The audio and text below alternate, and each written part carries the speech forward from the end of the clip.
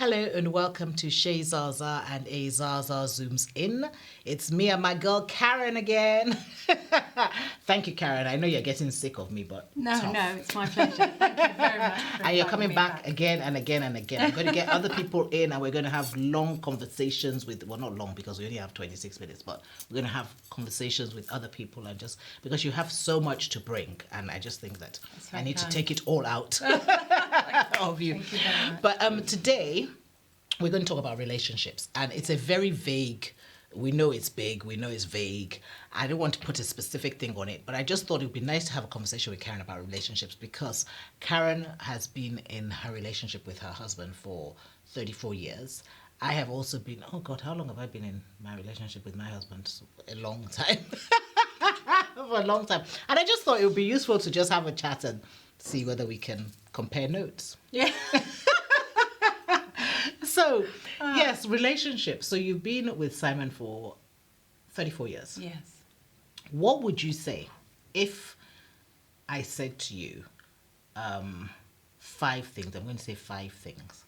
What 5 things? Actually, Wale and I had this conversation once. What 5 things would you say are key or important or, in maintaining a long-term relationship? Because, I know we've both had our ups and downs, so it's not like it's a perfect thing, but what would you say are key, as Wale puts it, pillars? Wale always says, what are the pillars of a long-term relationship? What would you say? I think the first one would be time. Time, as in time spent together. Time, dedicated time spent together without phones, without other people, without other distractions. My relationship over 35 years has definitely been a bit of a roller coaster, to say the least. But we have definitely solidified. We are now probably the strongest that we've ever been. And one of the rituals that we partake in, wherever we are in the world, because now with me being a contemporary sculptor and international, I travel quite a lot. And but wherever we are, we have coffee together in the mornings.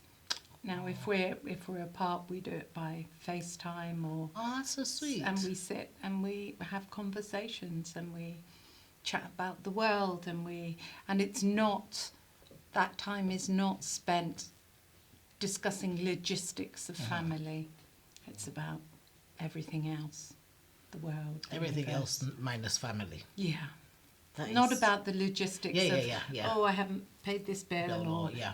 Who's picking up so and so. I think that is such an important thing because I think marriage does tend to come down to the logistics of family, like who is picking up what bill has been paid, where we, it literally comes down to that. And I think that a lot of relationships, if they're honest, the majority of conversation in that relationship between the man and the woman where the kids are not involved is about the logistics of things and just how to live life in that minute, Yes. as opposed to a bigger picture. Yeah. So I think that is so beautiful, actually. I don't know what I was expecting you to say first, but I don't know if you saw my face when you said time. I thought, okay, time. I wasn't expecting you to say time. Wow, I like that. I really like that because I think that you've done the key thing. It's funny because I posted something the other day about how I have this friend who, when she was at University of Kent, and she wasn't in Kent. She was somewhere down south. This was before she went to university. She was somewhere down south, and I was in York. And we would see each other so often because we were in separate cities. And then we both came to university in London. And because we were down the road from each other effectively, we just never saw each other. Because, I know she's down the road. So it got to the point where we were like, we saw more of each other when we lived miles apart than now that we're here. And so we made a point of actually intentionally putting a date in the diary for every 6 weeks. So even when we were in London, every 6 weeks we would see ourselves. It was a deliberate thing that we did. Because we realized that if we didn't do that, we wouldn't see each other. And funnily enough, the other day I went to the theatre with her, and it was because, we do see ourselves, but we had decided that we need to go back to that because we're falling back into this thing of we don't see each other because we're down the road from each other.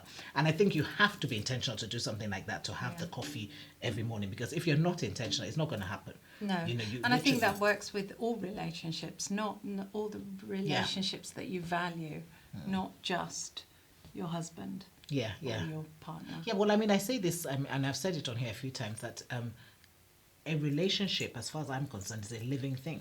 So if you're not nurturing it, if you're not feeding it, if you're not taking care of it, it's going to die. It's not a I don't like you anymore thing. It's just that it's going to die. You lose touch with what's going on, and you're just, it's going to die. So the more you nurture a relationship, the more it's going to grow, the more it's going to thrive, the more it's going to, all that sort of stuff. So yes, I think it's true of any relationship. But yeah, okay, so time is your number one. What would your number two be? Personal growth. Oh my God. Yeah, personal growth is hugely important. You are not an appendage to your partner. You are. She's dropping gems, dropping gems. I told you Karen has plenty to bring. Look, this is one of my personal bugbears because I feel like so many women feel like they are an appendage to their partner. There's nothing, it's almost like, and I've often put this, it's funny you say that because you are not of African descent. Had you noticed? I have noticed, funnily enough.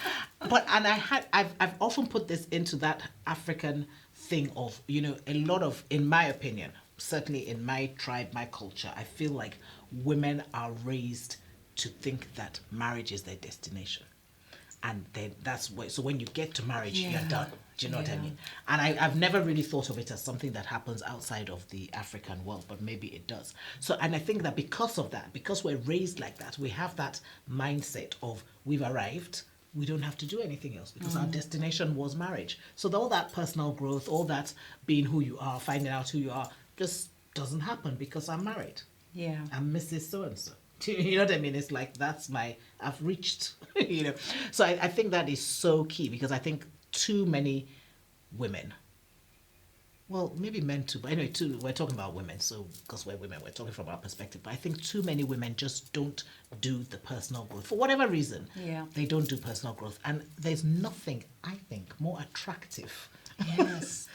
Than a woman who is growing, you know what I mean? That's coming into her own and blossoming and, living life in full bloom. Yeah. So speak a little bit more about personal growth. So when you say personal growth, I mean, I know that means, it literally means growing, but how can one do that? Is this... finding out, experiencing new things, finding out what your interests are, delving more deeply into those interests, experiencing different things. I think just growing comes from being, like we've spoken about before, outside your own bubble. Take yourself outside your own bubble. So on one of our previous episodes, Karen said that it's important to come outside of your bubble because that's where growth happens. You see, another gem that she dropped previously, because that's where growth happens. And I think that sometimes we find ourselves, because it's comfortable in your own bubble, so we find ourselves staying in our bubble and effectively not maximizing potential because we're not being half of what we could be because we've limited ourselves. We've put a boundary that's limiting us to be, how far can you get in a bubble? Come on. We need to come outside the bubble. So, okay, do something you wouldn't have done. Do something you wouldn't have done. Something you admire other people for doing, but you would never dare do yourself. Do it. Yeah. For yourself. For yourself. That's the important thing, because I think the next one is doing things together other than going to dinner. Do something where you go and experience something. And I know that that's sometimes very restricted by finances, but by putting yourselves into situations that you haven't been in before together, you learn about each other, different qualities and different experiences that are interesting. And I think that's one of the difficulties with a long-term relationship is to keep being interesting. Absolutely. Because we take each other for granted. Yes. I know you, you know me, you know every one of my buttons to push, I know every one of yours. Yeah. But once you take yourself outside of that as a couple And then you experience different things together. You grow together as well as individually. It's so funny because one of my big sisters, I don't know why I say it's so funny. I say it's so funny all the time. I don't mean it's so funny. It's interesting because one of my big sisters said to me, she was talking to me and one of my friends, and she said, it's important. Well, she was telling us what her pastor had told her before she got married. And she said he had said to them, her and her husband, that you need to know yourselves in every situation. You need to see him when he has no money. You need to see him when he's angry. You need to see him when he's hurt. You need to see him. So you need to know your spouse in all situations, because you need to know your spouse, because if not, you'll find that you only know him when everything is honky-dory. You get into the relationship and then, I don't know, money is tight and suddenly he starts hitting you or something because you haven't seen him in that state. You don't know how he will respond in that state, which I thought was a very interesting thing, because whilst I fully agree with what he's saying and I understand it, I don't know how realistic that is to see someone in all those stages before you marry them. I don't think it's realistic, but I understood what they were trying to say was that, and I think what you're saying here now about doing things together outside of dinner, it will give you that experience of seeing, because like the other day, this wasn't even my husband, it was a friend of mine, and there was a place I wanted to go to, and this was in Nigeria. So he had said to me, oh, he'll take me to, but he didn't realize where I wanted to go to. And then he said to me, I can't go. So I said, why? He said, because I'm scared of heights. Never would I have known that, because at no point have we ever discussed, where nothing height related has come into. I've never put him, we've never. So I was like, you're scared. I couldn't get my head around it. I was like, you're scared of heights. He was like, I actually can't even go near there. So I thought, wow, I would never have known that if I hadn't said, if this place I had chosen wasn't something that, because why would I have known that? Do you know what I mean? And that's the sort of thing. Whereas if I had, so let's say that was my spouse, if I said, okay, let's go and climb this bridge, or let's go and, then I would know that, oh, okay, Wally doesn't like heights, because we've experienced something different to the norm, to the comfortable, to the bubble. Yeah, okay. So what did we say? Number 1, time. Yeah. Number 2, personal growth. Personal growth. Number 3, couple growth. Couple growth. Couple growth. Okay, number 4. Yeah.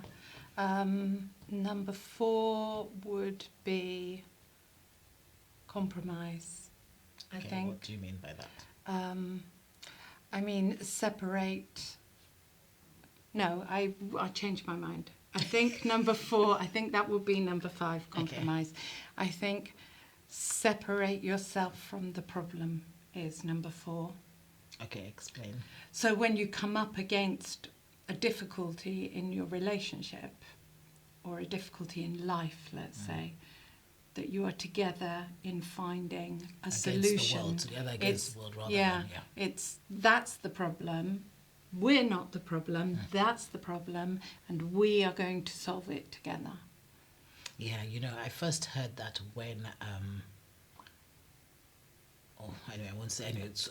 They were trying to have children, and they couldn't have children, and one of the mother-in-laws was trying to establish who had the problem, and they were just like, we can't have children. And of course, everybody assumed that it was the girl that couldn't have, because this is the way, it's always the girl that's to blame. Okay. Everybody assumed that it was the girl that couldn't have. And it came out much, much later that it was actually the boy that had the challenges. But the way they stood, it was like, it's nobody's business. We are trying to have children and we can't have children. And I really admired the way they just did that, because I think sometimes, it's like, it's our thing. You have to own it as so it's us. And Wale always says that it's us against the world. So whatever it is, it's you and me fighting the world, as opposed to you are the one that didn't do this, or you are the what I mean. So the way Wale puts it is, remember, we're a team. So it's I think that's the same sort of thing that you're saying. Yeah. How did you put it? You said remove yourself from the problem. But I kind of like how you said that. Okay. All right. And number 5. Compromise and loyalty. Okay, explain. Being loyal to each other is huge for me. In my relationship, loyalty is huge. But in that you are fully committing yourselves to each other, you have to compromise who you are. You have to compromise in order to be on the same path, and in order to have the problem be separate from the couple. I think along the line we need to, I know what I think is the right way. Yeah. So it's a very simple analogy. When we're driving from A to B. I go one way, Simon will go a completely different route. When I'm driving my route, he'll say, but why aren't you driving? I was like, oh, no. So we have to compromise. He knows that when I'm driving, I will drive the way I need to drive. Yeah. And when he's driving, I know that he will drive the way he needs to drive. Yeah, I just said to Ali, do you want to drive? Yeah. Like, really? Just drive. You know? Yeah, that's a conversation we have to. So, yeah. I think it's universal. Yeah, yeah, you know, it's so interesting because I think there's almost that thing of making the space for other people's opinions to matter. Yes. Because I think that sometimes, especially when you've done something, so for example, well, this isn't true. Actually, maybe it is. I don't know. Yeah, actually, it is true. Wale has been driving for many years more than me, only because he started driving at an illegal age. But he's been driving for many years. So in theory, he knows it better than me, or he should. You know what I mean? So from his point of view, he could argue that, but I've been doing this for 20 years longer than you. So if I say that this is the way you go, then I'm not wrong. You know what I mean? But it's that thing of being able to say, okay, I have been doing it for 20 years more than you, but maybe you have a new thing to bring or a new something to teach me. And it's back to that conversation we had days ago about not thinking that you know everything. Yes. Because the vulnerability. The vulnerability. So when you pretend, well, no, when you know that you don't know everything, then you're more likely to be open to learning and getting things from other people. I think the vulnerability thing is also important. I think possibly more for men than women, because women are akin to being vulnerable. We share, we talk about things that, whereas men are not so much chatty about emotional, physical difficulties that they go through. And I think it was Brene Brown. Have you heard I love of her. Oh, I love her. Yeah. Brene, we love you. Brene Brown was discussing vulnerability, and that's her whole she thing. did, she did some talks, and afterwards, a gentleman came up to her and said, "You know, you're discussing women. Do you ever investigate men?" And she said, "Well, not really. I just do women." He said, "That's convenient." And she was like, "Oh, why?" And he said, "Because of all of the people that I need to be strong for, my wife and my children, my daughters, would rather I was taken out rather than show my weakness and be weak in front of them." Wow. But you see, isn't that society though? Yeah. Because I remember harsh. at one point with one of our kids, one of our boys, I remember saying to Wale, you know what, leave this one, because Wale couldn't get his head round, why are you crying? You know, he's like, why are you crying? What are you crying? You know, like you shouldn't, men don't cry. I said, don't say that to my children. Men will cry. Because I didn't want a case where that thing of how you've been brought up and, you know, a man shouldn't cry. And why can't a man cry? But my thing was, I was like, make sure you're crying about something. Yeah, don't just cry for the fun of it. Have a valid reason to cry, then please feel free to cry. And then stop crying. You know, but you can't cry forever, then do something about it. But don't, that thing of you can't cry, I don't, you know. And I think that a lot of it is the society thing. It's like we as women don't help the situation in a lot of cases, because like he said, you kind of, I guess we're generalizing. We always generalize because it's hard to be very specific. But I guess in a lot of cases, you are looking to the man to be the strong one. You're looking to the man to know what to do. You're looking to the man because that's how society has said it should be. That's how society has been. So you suddenly see a man crying. I mean, I know that I'm thinking of a particular friend of mine that if her husband should even try and cry, in fact, she won't find it funny. You know what I mean? Because in her mind, that means, if you are crying, then what hope do we have? Yes, you know what I mean. And I think, while I understand why she thinks like that, I think it's completely wrong, because I just feel like, I mean, yes, you don't want them weeping and being, you know, but at the same time, this is where the problem is. That's why we have so much mental health challenges and everything, because you're not allowing men to be human. Yes. And I think that a lot of, crying is part of humanity, being vulnerable, the whole thing. And I think sometimes we're unfair on men in terms of what our expectations are of them. Okay, what is that? Is that 5 minutes? Gosh, the time flies so much when we're talking. Okay, so let's recap. Number one, time. I think that was actually like, and actually I love all of yours, to be fair. I was going to say that was my favorite, but then I'm thinking of it. So number one, time, personal growth. Okay, time. Time together. Personal growth. Couple growth. Couple growth. Being a team. So what did we say? Removing yourself from the problem. Yeah, being a team that us against the world. Us against It's the not world. that we are not the problem. The problem is the problem, and we can solve it together. Yeah. And that's such a key, just in humanity. Because I think, again, I always say as women, but I feel like as women, we take the blame. We can always identify with the problem when we probably have no business identifying with the problem. It's that whole thing of, yeah, it's always that it's my fault. It was my fault. Maybe if I had, maybe, you know what I mean? I think I think women take that on a lot. And so it's really useful to just be able to say, actually, this is the problem. The problem is the problem. The problem is the problem. And maybe I had a role in something, but the problem is the problem. I am not the problem. You know what I mean? I think that's a very key thing. And then the last thing you said was loyalty and compromise. Yeah. How much compromise? I wouldn't even ask the question. Because I think, so you see, the reason I ask this question is because I think that sometimes, I fully believe in compromise, but I think that sometimes, and again, I'm sorry, I keep coming back and saying women, and if it's not you as a woman, don't be offended. I'm just speaking from where.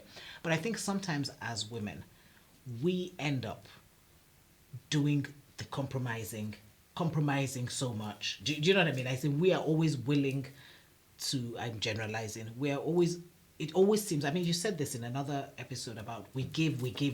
Yeah. So we seem to be more channeled to compromise, and maybe sometimes we over-compromise where the man maybe doesn't compromise so much. Yeah. And I think that can be a problem. I think that's one of the problems of leadership when we put the male as the leader, that they need to constantly lead rather than to compromise, whereas that's not how it works in my house. That's not how it works in my house. We are equals in our house, but that has been a journey in itself. And now I am far more confident about standing my ground, but equally confident of compromising, of understanding the value of compromise. It's that same old thing we always talk about, balance. It's about finding that balance, knowing when you should stay your ground and knowing when you should compromise. And I think that's also going to be very couple specific.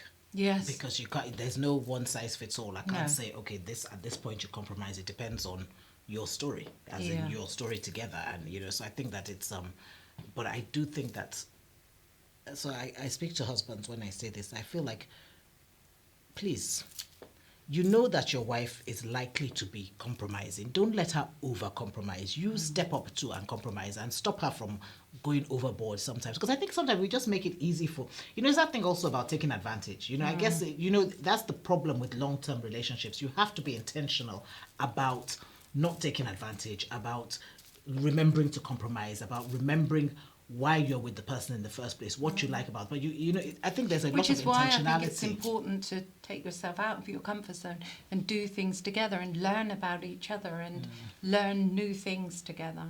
I think and those things can be very simple things. They don't have to be expensive and based on finances. Yeah. There are things you can go out and do together that are not expensive. And I think that, I don't know, we're kind of same age as she, but I think, we used to have so much fun and it didn't cost any money. No. You know what I mean? Like, you go to the park, go to the museums that are free. There's so Yes. many things that you can do Yeah. that don't cost money. I mean, we used to go ice skating. I mean, I know it's more expensive now, but it wasn't ridiculous, you know. Yeah. Of course, you go to cinema, but cinema doesn't give you the opportunity to talk, to No. have conversations, to see things. You know, you don't really. I mean, it's fun, but you don't get the same. So I think there are many things that one can do to just break that. Anyway, 50 seconds remaining. So, long-term relationships take intention, take time, take commitment.